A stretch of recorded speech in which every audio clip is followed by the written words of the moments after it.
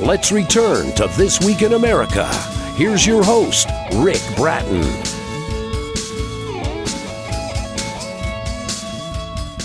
Welcome back, everybody, coast to coast, This Week in America. The Harding Sisters of Sterling City Road and Me by Carol Plimpton has been called a quick and insightful read. It quiets a reader, a fascinating work. The book is the often humorous, sometimes sad story of a Connecticut Yankee family from the perspective of a great niece who is very involved in the everyday lives of her great aunts. It's autobiographical on her part, biographical on the part of the aunts of whom she writes.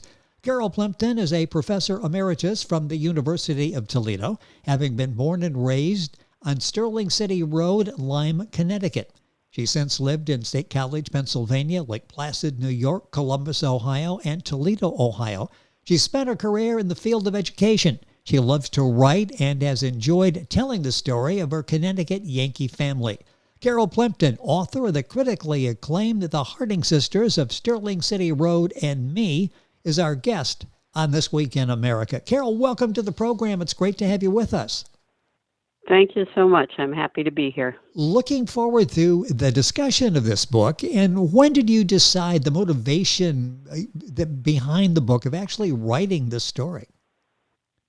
Well, my mother was my inspiration for this book.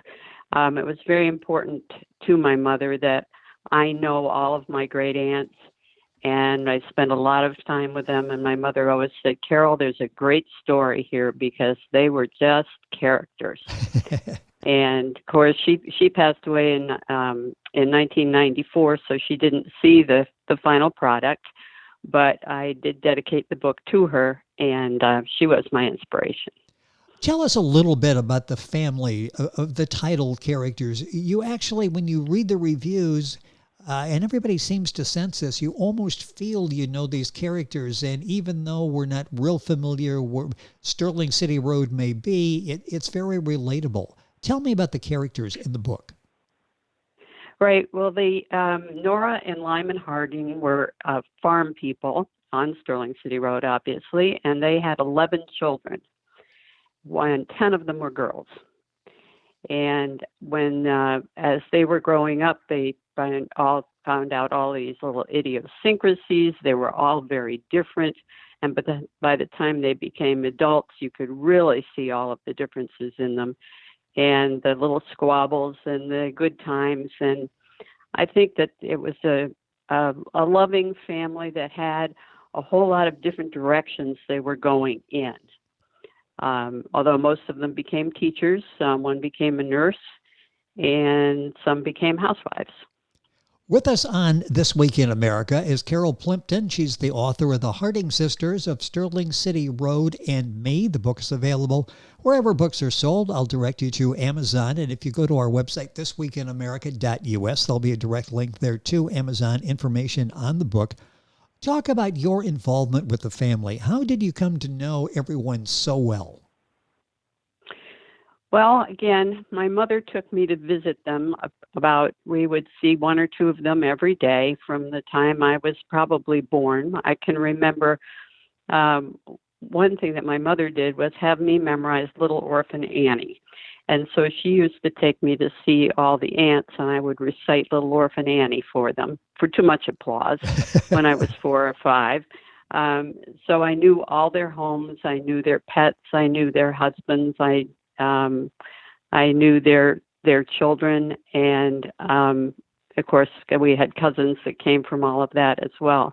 And so my mother always believed that it was very important that you know your family, and she insisted on this, and I became a loyal visitor to all of them right through adulthood. What are maybe one of your favorite memories of one of the sisters? Is there one that really sticks out? Absolutely. I think the most humorous one, and luckily it didn't turn out to be a disaster, was when my Aunt Ruth, who was an elementary school principal, was driving her older sister Tess in the red Studebaker Lark, and they were going over the Connecticut River on I-95. And they probably were doing a good clip of 25 miles an hour. And all of a sudden, Tess said something to Ruth, and Ruth didn't answer. So Tess looked over, and Ruth wasn't there anymore. And so Tess reached over and turned off the key because Ruth had fallen out of the car. And Tess said, well, she always did lean on that door all the time when she drove. But with just a few bumps and bruises, they picked her up off the pavement a little ways back, and she didn't have any other injuries other than the bumps and bruises. So it really was kind of a humorous thing to happen, and a good thing that she wasn't hurt seriously. Yes, now you can look back and laugh, and I bet she didn't lean against that door anymore. That probably cured that bad habit that she'd gotten into. I think so. The Harding Sisters of Sterling City Road and Me by Carol Plimpton, our guest on the program. You got one more? I mean, there's nothing like great family stories, especially when no one's hurt. After nobody was hurt in the telling of that story, so this is good. Any other anecdote that comes to mind? Well, another one involved my Aunt Hazel, who was one of the younger sisters, and she called my mother all in tears and all upset because the hospital had called and they said to bring her husband Clarence in immediately. He was going to die. And so my mother and I rushed over to her house, and there she was ironing his pajamas. And she kept saying, oh, what am I going to do without Claire? He's going to die. He's going to die. And in the meantime, Claire kept tripping through the kitchen saying, this is ridiculous. This is ridiculous. And the phone rang, and it was the hospital, and they said they had the wrong Clarence Lee. So... Well, at least she was prepared and figured out how to handle that. That's such a humorous story. And the book is full of those in The Harding Sisters of Sterling City Road and Me by Carol Plimpton. Often humorous stories, as I said. Sometimes they were sad. As you were going back and putting these stories together in compiling the book, The Harding Sisters of Sterling City Road and Me, was any angst involved in going back and reliving those stories? Well, angst in reliving, but not more hearing about, excuse me, when I was 2, my great aunt Helen was also I called her Nana. She served as my grandmother, and her husband committed suicide. And I had heard the story from my parents, but I, of course, did not experience that myself. We had that. And I did experience when I was 5, when Tess, that I had mentioned, her husband came up missing on the farm, and he was found out in the pasture. Apparently had a heart attack, and his bull was standing over him, trying to push him. This is what the doctors determined, to push him back to the barn. So we had a few deaths, and there were other deaths that were reported in the book too, with some stories. But probably the most angst that I did live through was a great family feud that happened when Nana died, and the sisters turned against my mother. And that was when things kind of fell apart, and my mother did not see them anymore, but she encouraged me to continue to see them, and I did go to see them all except one of them. You know, that's why the book, I think, resonates so well. The Harding Sisters of Sterling City Road and Me. Those are situations that families go through, and you show us the humorous side, you show us the sad side, and the regretful side in situations like that. The book's available at Amazon, Barnes & Noble, wherever books are sold. If you go to our website, thisweekinamerica.us, you can link on directly to the Amazon site and get information on Carol's book. Out of all of the characters in the book, are there some favorites? Maybe a favorite character when you went back and you were compiling this, maybe you had a smile on your face as you were thinking about that particular person from your past? Well, I think that my Aunt May was the sweetest and most naive of all of them. And she played a very big role in taking in my aunt when my mother and my aunt lost their parents. She was always sweet. Hazel, however, was the busybody and the one that was always on the phone, complaining about something to somebody, returning things to stores, and always getting into somebody's business. So I think on the sweet side, there was May, and on the entertaining side would be Hazel. You know, the book is doing very well. It's getting excellent reviews. In this sort of era of today's literary world, the social significance involved in this book, why do you think this is doing so well in this particular time? A story of family. Well, I think it tells a story of an old-fashioned family coming of age and the kind of struggles as well as successes they faced. They could be entirely relevant today. Um, I think that the story has a lot of compassion, and I think that readers should be able to relate to it. I know that when the book company made a trailer for it, they made it in a modern day version rather than the 1920s and 30s that we were dealing with, the 40s and 50s, of course. And so I think that the trailer even shows how it could be relevant to our lives now. Other than some electronic devices, every families go through all the issues, all the emotions that you present to us in the Harding Sisters of Sterling City Road and Me by Carol Plimpton, our guest on the program. Are there more stories there? Do you plan a sequel to this book by any chance? I am working on a sequel, and I'm calling it The Harding Sisters Revised, or Revisited.